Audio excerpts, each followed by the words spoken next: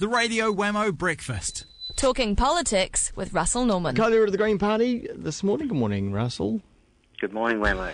First up, let's look at the oil protest. Greenpeace up against Petrobras out there in the wide open sea. A Navy boat standing by with police on board. Quite an extraordinary situation, though, to send out. I mean, I guess the police don't have their own sort of vessels that can go out that far, I suppose. But the Navy, the New Zealand Defence Force, out there at the moment. Yeah. They wouldn't do anything to help the whales in the Southern Ocean.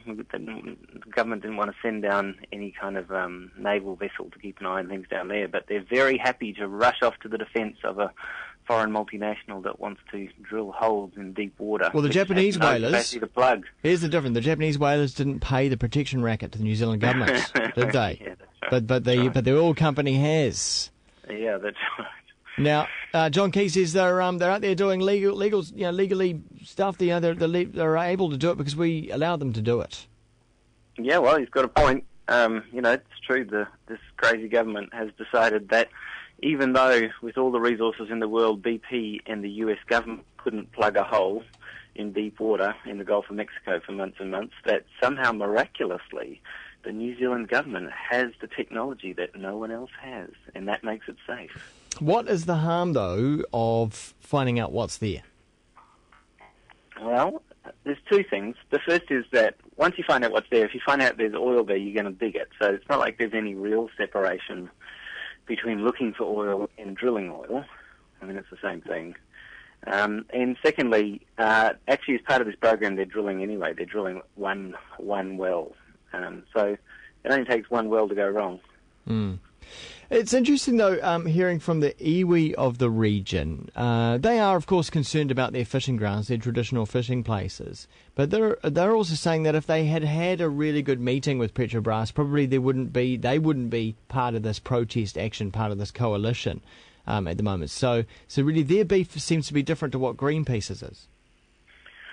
I think it's mixed actually, because plenty of the people out there on the East Cape just are worried about the environmental effects. It's certainly true that some of them are concerned about, consultation, involvement and exploitation of their resources, or what they see as their resources. But plenty of them are also deeply concerned about the environmental effects. Because, if Deepwater Horizon happens off the East Cape of New Zealand, then that's the area that's going to get hit, or most likely to get hit with the oil.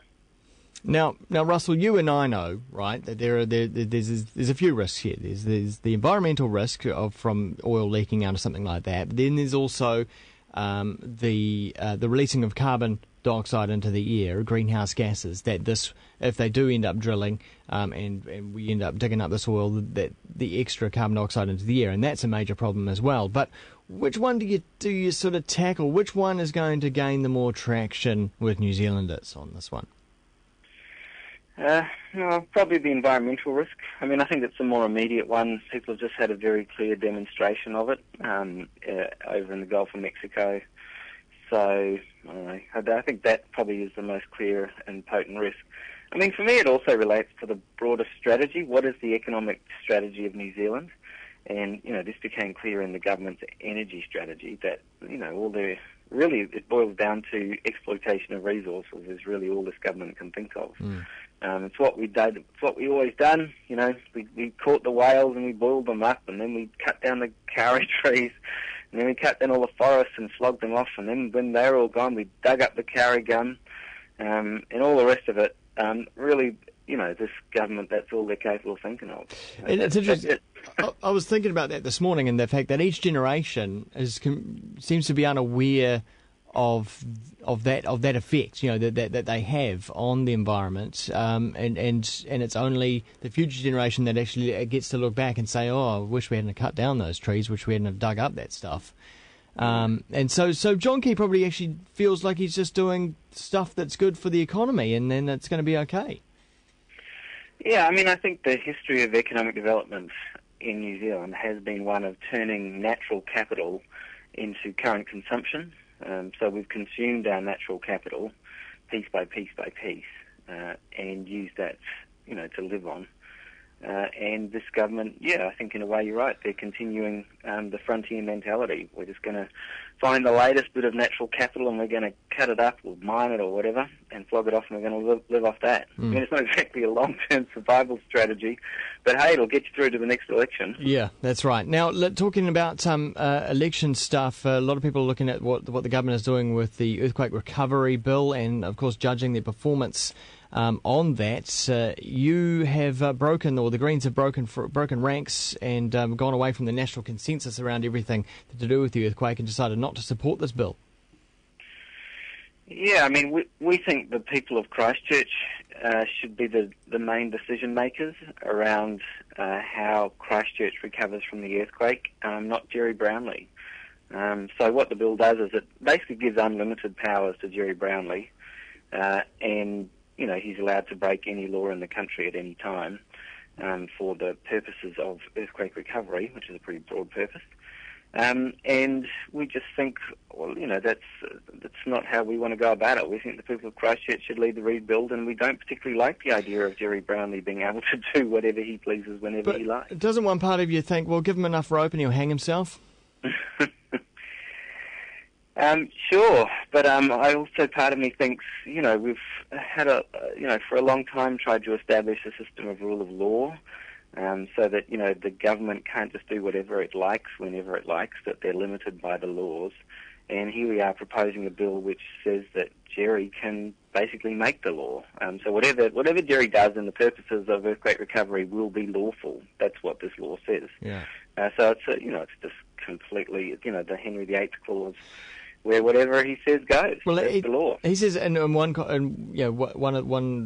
thing that you guys have pointed out is that they can go in and bowl down anyone's house without their permission or a building. But he says that would only happen in an extreme case where hundreds, if not thousands, of people couldn't get through a particular area because it was unsafe, because a building might come down, and the owner is digging their feet in and not allowing people to pull it down.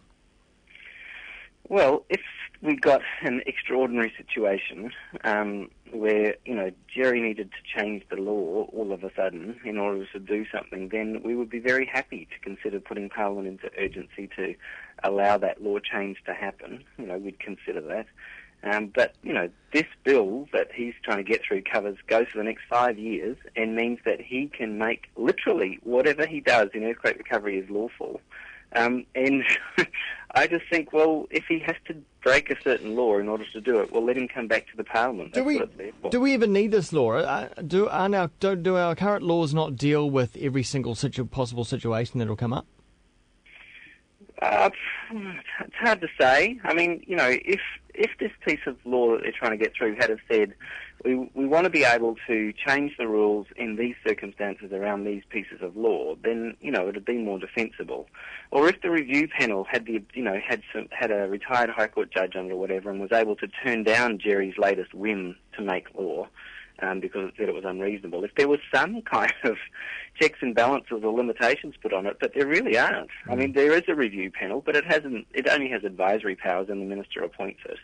The Christchurch City Council just found out today that there's submissions on this bill.